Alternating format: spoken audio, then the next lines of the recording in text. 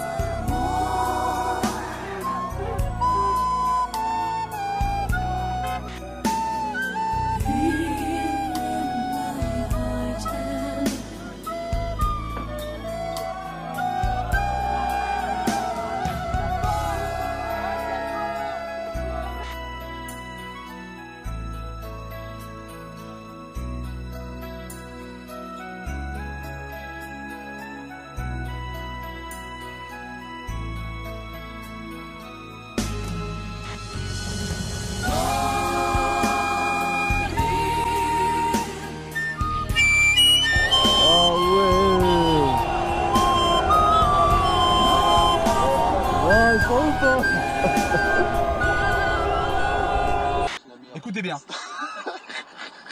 Écoutez bien ce qu'il va dire. C'est un feu de camp que tu veux faire. Les musulmans se lancent, s'explosent au Stade de France. Voilà, les musulmans se lancent, s'explosent au Stade de France. Et là. Voilà. Bon, on va pas montrer toute la c'est peut-être contagieux.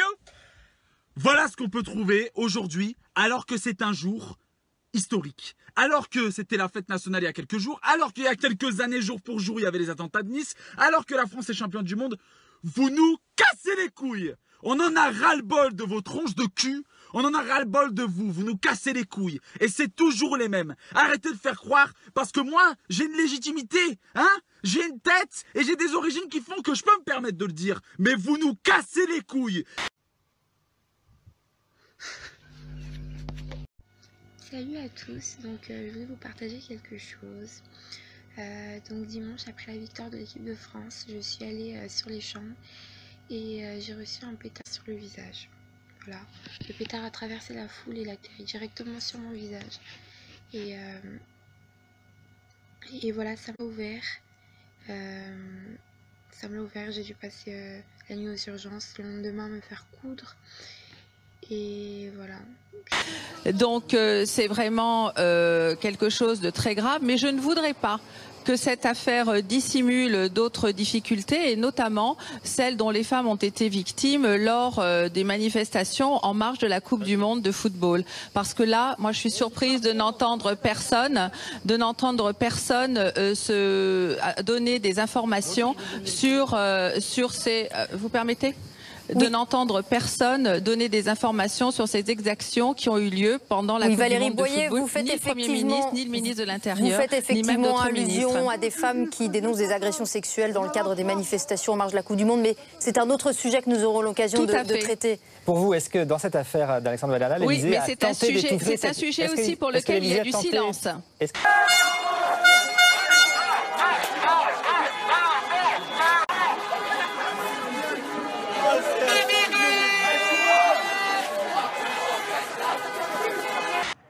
Attouchement, agression sexuelle dans la foule des fan zones. Sur Internet, depuis la finale, des dizaines de témoignages de femmes derrière ce mot-clé, MeTooFoot. Des violences sexuelles dénoncées comme ici.